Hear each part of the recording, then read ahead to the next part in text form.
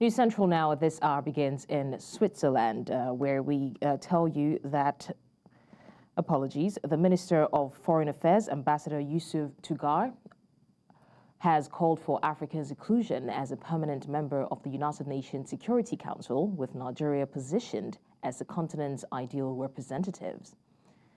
Speaking at the World Economic Forum in Davos, Switzerland, during the panel discussion titled Africa's Momentum, Tugar underscored Africa's exclusion from the Council, despite nearly 60% of its resolutions addressing issues affecting the continent. Tugar stressed the need for equitable representation and criticized policies such as the UN Council's deforestation law. He also argued that such policies disproportionately penalize African countries while ignoring the role of global corporations in driving deforestation. Now, as President Donald Trump cracks down on immigrants in the U.S. illegally, some families are wondering if it is safe to send their children to school. In many districts, educators have sought to reassure immigrant parents that schools are safe places for their kids, despite the president's campaign pledge to carry out mass deportation. But fears intensified for some when the Trump administration announced on Tuesday it would allow federal immigration agencies to make arrests at schools, churches, and hospitals, ending a policy that has been in effect since 2011. Nigeria's Chief of Army Staff, Lieutenant General Olufemi Oluyede, has described the nation's new counterterrorism and insurgency center as a game changer capable of equipping personnel with the right skills to handle contemporary insecurity challenges.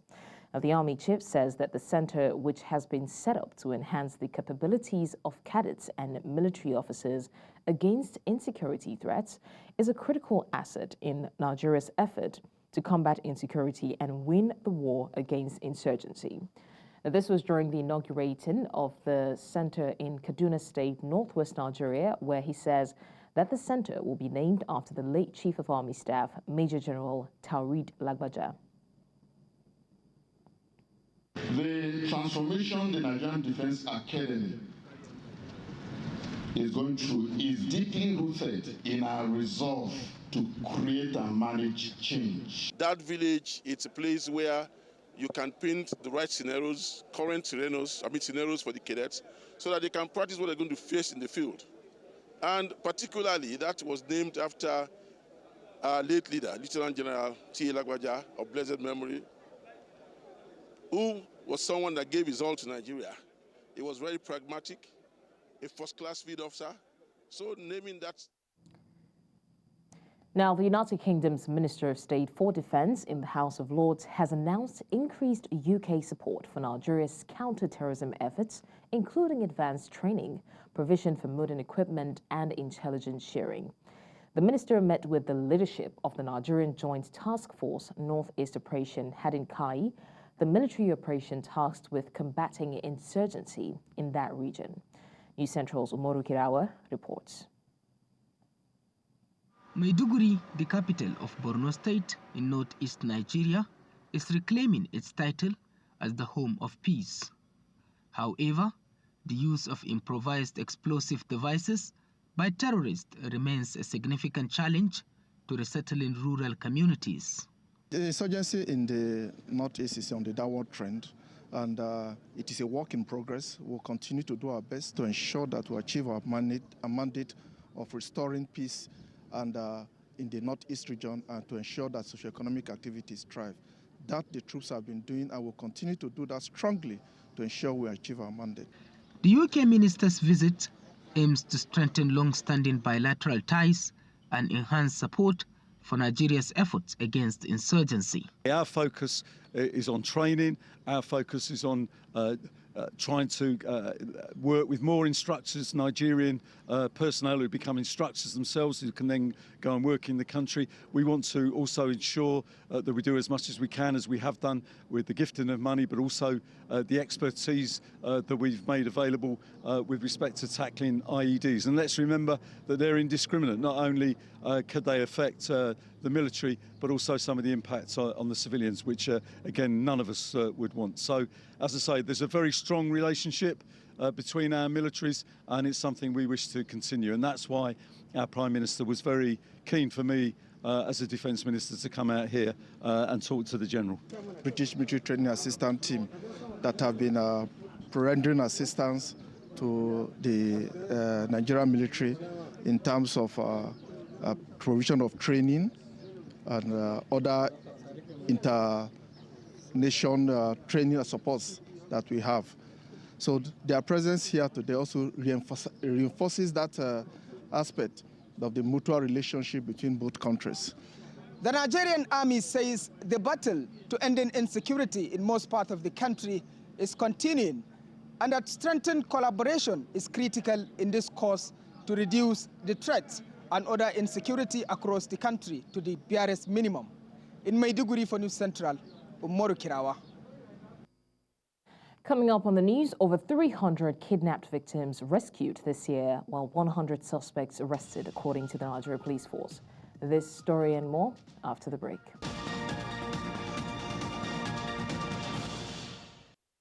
Many thanks for staying with us on the news. Now, the Nigeria Police Force says that over 300 kidnapped victims have been rescued this year, while 100 suspects have been arrested. The police, during a parade of suspects in Nigeria's capital, Abuja, says that it arrested 100 suspects for alleged murder, including several others for armed robbery and rape, since the beginning of the year. Our correspondent, Idong Joseph, has more on this.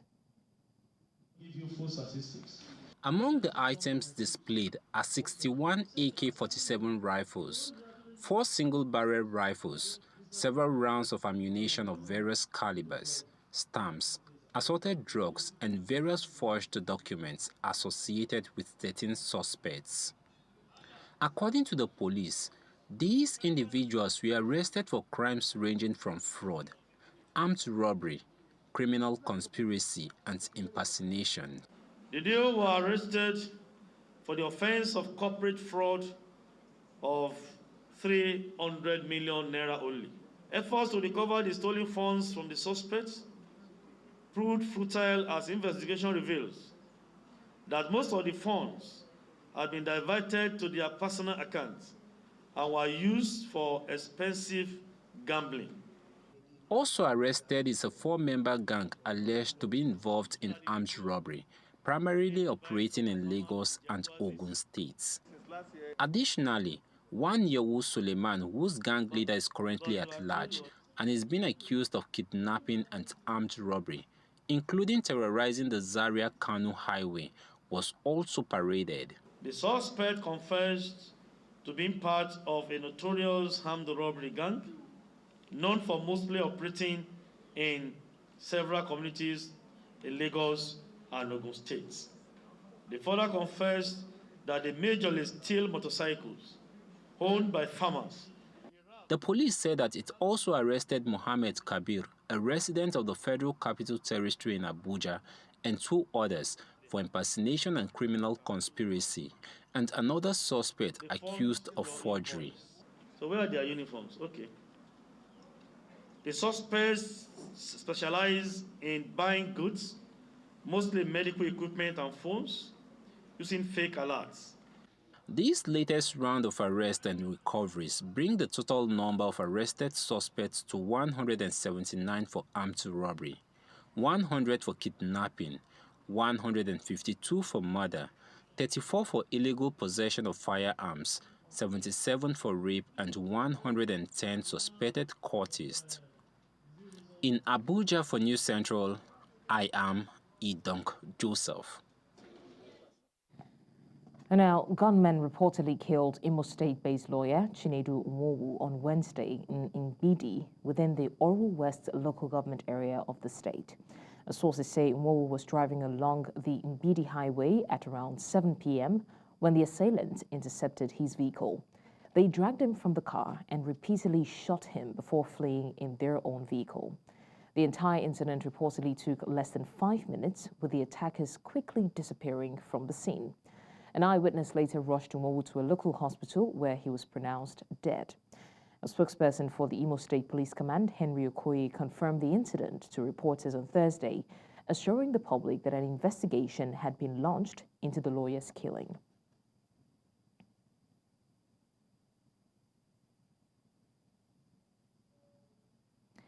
The Economic and Financial Crimes Commission has arrested 37 suspected internet fraudsters, commonly referred to as Yahoo Boys, in a sting operation in Awka, Anambra State. Now, the suspects were apprehended at Commissioner's quarters in Ifite following intelligence reports linking them to fraudulent online activities. During the operation, EFCC officials seized 6 luxury cars, laptops, and mobile phones. The suspects, all male, will be charged in court once investigations are concluded. This crackdown underscores the agency's sustained efforts to combat internet fraud in the region.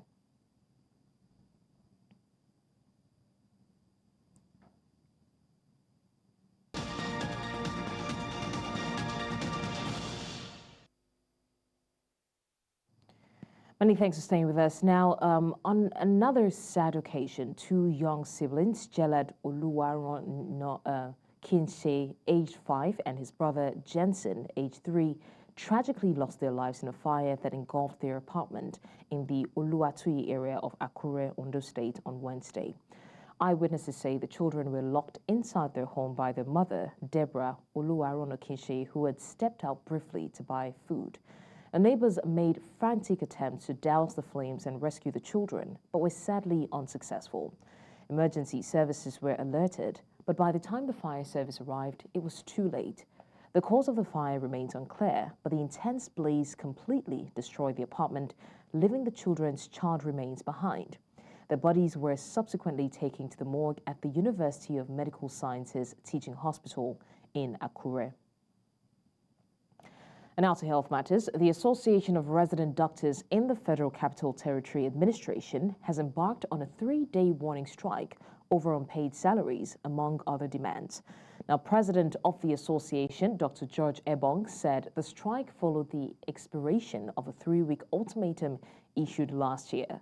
The association had issued a 21-day ultimatum to the FCT Minister, Nyesom Wike, on December 23, 2024, to meet its demands. Dr. Ebong, who was speaking at a press briefing in Abuja on behalf of the resident doctors, lamented the neglect of hospitals and doctors' welfare in the nation's capital. The Nigeria Labour Congress has urged Nigerians to prepare for a nationwide boycott of telecommunication services following the federal government's approval of a 50% tariff increase. NLC President Joe Ajaero condemned the hike, describing it as a grave injustice amidst economic hardship, soaring inflation, and declining purchasing power. He emphasized the strain on workers, saying the average telecoms expenditure could rise to 15% of the minimum wage. Now, telecoms companies argue that the increase is essential to sustain the industry and improve service delivery. Meanwhile, the Federal Competition and Consumer Protection Commission has urged telecoms providers to prioritize improving service quality. The NLC is demanding an immediate reversal of the tariff hike, warning of mass action to safeguard workers' welfare.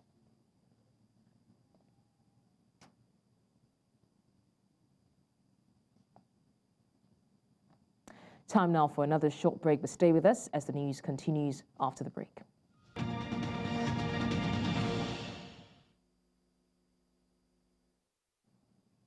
Thanks for staying with us. Now let's go to business. South African officials, the world's largest citrus exporter after Spain, have discovered bud rot or green mold in commercial papaya orchards across Limpopo and Mpumalanga provinces.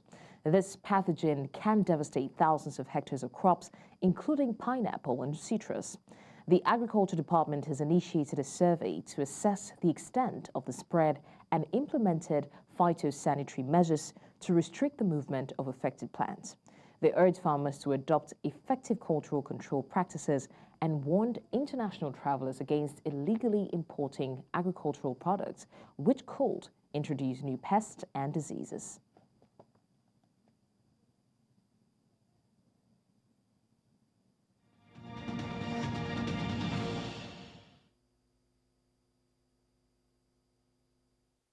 And to sports, Nigerian tennis players have commenced intensive training in Abuja ahead of their crucial Davis World Cup Group 2 playoff clash with South Africa.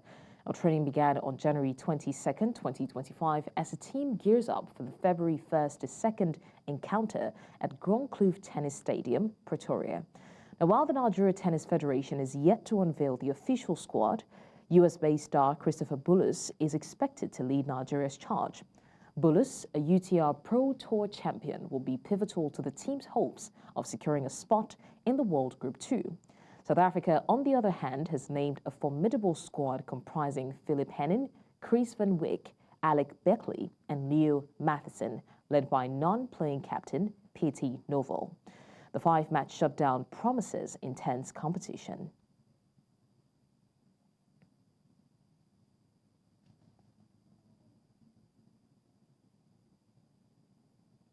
Well, that's all on the news at this hour. You can watch News Central Live on DSTV, channel 422, StarTimes, channel 274, Avo TV, and YouTube.